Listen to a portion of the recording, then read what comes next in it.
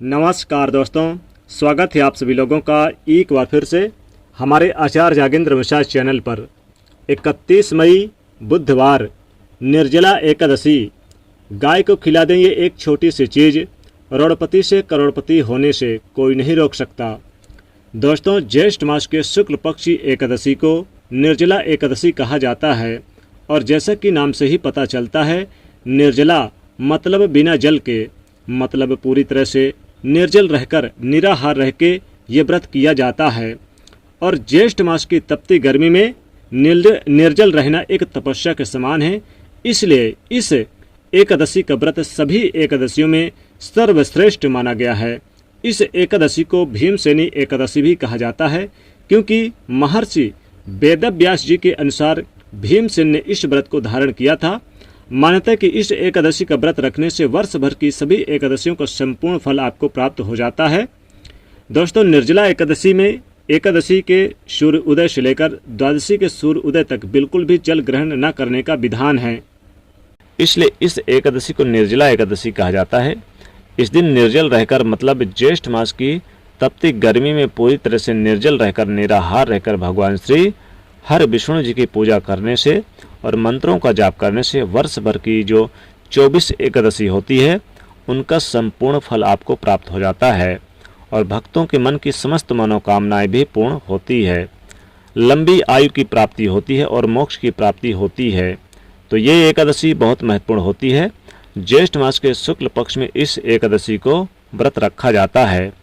दोस्तों, इस वीडियो में बताएंगे कि ये एकादशी व्रत कब है दोस्तों, और साथ ही ये भी बताएंगे कि गाय को ऐसी कौन सी इस दिन एक चीज़ खिला दें तो आपकी आने वाली 7 पीढ़ी तक गरीबी की मार न झेलनी पड़े और सुख समृद्धि बरसे। दोस्तों, इस बार की यह जो निर्जला एकादशी है, ये ज्येष्ठ मास की जो शुक्ल पक्षी एकादशी पड़ रही है, ये 31 मई दिन बुधवार को पड़ रही है। दोस्तों, एक समय की बात है जब 5 पांडव बैठे हुए थे और माता कुंती भी उनके साथ थी, द्रौपदी भी उनके साथ थी। सभी भीम से कहने लगे कि तुमको भी एकादशी का व्रत करना चाहिए, क्योंकि हम सभी को प्रत्येक माह के दोनों पक्षों की एकादशी का व्रत करते हैं, लेकिन तुम कोई भी एकादशी का व्रत नहीं करते हो।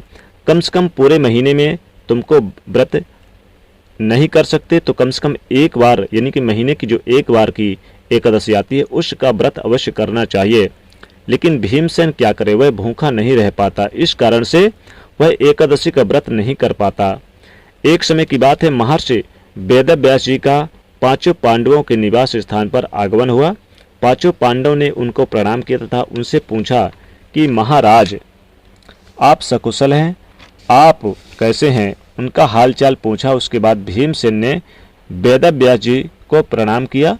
वेदव्यास जी को प्रणाम करके भीमसेन ने उनसे प्रश्न करते हुए कहते हैं कि गुरुवर, हे महाराज, ये सभी मुझसे कहते हैं कि मैं एकादशी का व्रत करूं, लेकिन मैं भूखा नहीं रह पाता, मैं भूख सहन नहीं कर पाता हूं, इस कारण से कोई भी एकादशी का व्रत नहीं कर पाता हूं। कृपा करके मेरे लिए कोई अति उत्तम ऐसा उपाय बताइए जिससे मैं संपूर्ण वर्ष की एकादशी का व्रत फल प्राप्त कर सकूं। महर्षि वेदव्यास जी ने कहा कि ज्येष्ठ मास के शुक्ल पक्ष निर्जला एकादशी का व्रत तुम करो। इस व्रत को करने से पूरे वर्ष में जो 24 एकादशी आती है उन सभी का पुण्य फल प्राप्त हो जाएगा। यानी कि पूरे वर्ष की जो एकादशी है अगर नहीं कर पाते हो और केवल ज्येष्ठ मास के शुक्ल पक्षी निर्जला एकादशी का व्रत कर लोगे तो तुम्हें संपूर्ण वर्ष की एकादशी का पुण्य फल प्राप्त हो जाएगा। साथ ही यदि आप पूरे वर्ष की एकादशी का व्रत करते हैं तो उन एकादशी में यदि आप कोई भी गलती करते हैं, जैसे कि एकादशी के दिन गलती से आप भोजन कर लेते हैं, गलती से आप अन्न खा लेते हैं या फिर गलती से एकादशी का व्रत टूट जाता है, ऐसी स्थिति में यदि आप ज्येष्ठ मास के शुक्ल पक्ष निर्जला एकादशी का व्रत करेंगे तो आपको संपूर्ण वर्ष की एकादशी की गलतियों का प्रायश्चित हो जाएगा। यानी जो भी दोष होगा, पाप होगा, वह सब समाप्त हो जाएगा और सभी एकादशियों का फल आपको प्राप्त हो जाएगा। भीमसेन ने वेदव्यास जी को प्रणाम किया और उनसे पूछा कि महाराज, आप कृपा करके मुझे इस एकादशी व्रत का किस प्रकार से करना है, कैसे करना है, ये संपूर्ण विधि मुझे बताइए। तब महर्षि वेदव्यास जी कहते हैं कि ये भीमसेन, तुम ज्येष्ठ माह की शुक्ल पक्षी एकादशी के सूर्योदय से लेकर द्वादशी के सूर्योदय तक निरंतर अन्न जल फल फलाहार ये कुछ भी त्याग कर देना। यानी कि इस एकादशी में जल बिल्कुल नहीं पीना और इस दिन बिना जल के निर्जल निराहार बिना फलाहार करके तुम इस व्रत का पालन करना तथा पूरे दिन संयमित रूप से एकादशी के दिन अधिक से अधिक जो है जल का दान करना, मीठा जल इस दिन दान करना और जल कलश का दान करना और अगले दिन द्वादशी तथा जब सूर्योदय हो जाए इसमें इस व्रत का पालन तुमको करना चाहिए। निर्जल एकादशी का यानी कि व्रत का जो पालन किया जाता है वह अगले दिन यानी कि किया जाता है तुलसी पत्र के माध्यम से किया जाता है, क्योंकि यह निर्जल व्रत है। यह व्रत खोलेंगे तो तुलसी और जल से ही खोलेंगे। दोस्तों, इस बार की ये जो निर्जला एकादशी है ये 31वें दिन बुधवार को है और पारण का जो समय रहेगा वो 1 जून को सुबह सूर्योदय से लेकर के सुबह 9 बजे तक रहेगा। इसमें आप पारण कर सकते हैं। दोस्तों, इस बार की निर्जला एकादशी पर कई दिव्य और दुर्लभ शुभ संयोग बन रहे हैं। इस दिन आप सूर्योदय से पहले उठकर नहा धोकर आप स्वच्छ वस्त्र धारण कर लें, पीले वस्त्र धारण कर लें। इस दिन काले नीले भूलकर भी आप वस्त्र ना पहने। नीले यानी इस दिन आप पीले वस्त्र धारण करके फिर आप भगवान विष्णु और माता लक्ष्मी की पूजा करें। भगवान विष्णु जी के ओम नमो भगवते वासुदेवाय मंत्र का जाप करें। उन्हें आप इस दिन पीले पुष्प, पीले फल, पीले वस्त्र अर्पित करें और विधि विधान से उनकी पूजा करें। यथा योग संभव फिर दान करें। दोस्तों, फिर व्रत का संकल्प लें। दोस्तों, इसके बाद आप इस दिन गाय को ये चीज़ खिला दें जरूर, क्योंकि इससे माता लक्ष्मी जी प्रसन्न होती है और गाय माता भी प्रसन्न होती है। दोस्तों, पूजा पाठ करने के बाद फिर आप आटा ले लें। आटे को शुद्ध जल से अच्छी तरह से मढ़ लें, गोंद लें और फिर आप इसकी एक रोटी तैयार कर लें। रोटी तैयार करने के बाद फिर आप इसे भगवान विष्णु और माता लक्ष्मी के पास वहीं पर रख दें एक पात्र में। और फिर आप भगवान विष्णु जी को जो इस दिन भोग लगाया है आपने, जैसे कि इस दिन आपने गुड़ घी का भोग लगाया है, थोड़ी सी मिश्री भी रख लें। तुलसी का पत्र जरूर भगवान विष्णु जी को अर्पित करें, क्योंकि बगैर तुलसी की पूजा पूरी नहीं मानी जाती है। तो तुलसी पत्र जरूर अर्पित करें। और फिर आप चाहें तो एक तुलसी का दल भी इस रोटी में रख लें।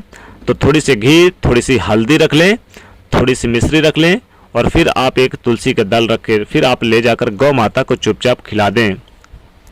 दोस्तों, गौ माता को खिलाते समय आप अपनी मनोकामना जरूर बोले, परिक्रमा करें और जो भी आपकी मनोकामना है, धन प्राप्ति के लिए मनोकामना है, नौकरी बिजनेस व्यापार के लिए मनोकामना है, सभी मनोकामनाओं की पूर्ति होगी।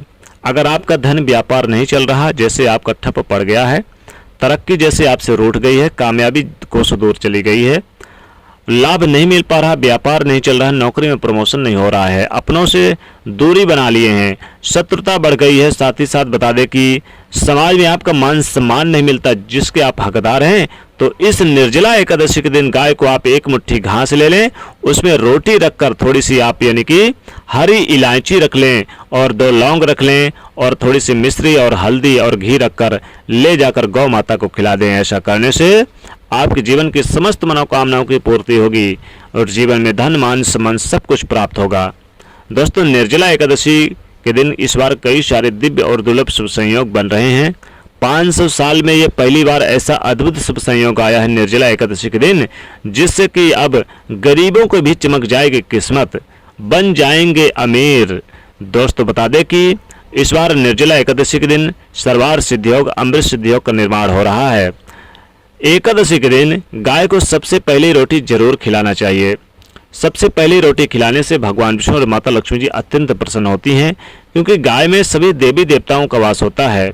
दोस्तों, हिंदू पुराणों की माने तो गाय को गौ माता कहा गया है।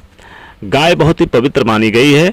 गाय अगर एकादशी के दिन अपने द्वार पर आए आपके, तो निश्चित तौर पर इसे आप कुछ न कुछ जरूर खिलाएं, रोटी खिलाएं या फिर जो भी आपके घर में अन्न है उसे जरूर खिलाएं, लेकिन स्वच्छ और साफ सुथरा ही खाना खिलाएं।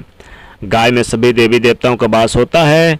साथ ही दोस्तों, इस दिन गुड़, तिल और घी से बने लड्डू जरूर आप गाय को खिलाएं और इस दिन जल जरूर पिलाएं गाय को, क्योंकि दोस्तों इस दिन जल पिलाने से बहुत ही पुण्य की प्राप्ति होती है। दोस्तों, जीवन के जो अशुभ दोष हैं वो भी नष्ट हो जाते हैं।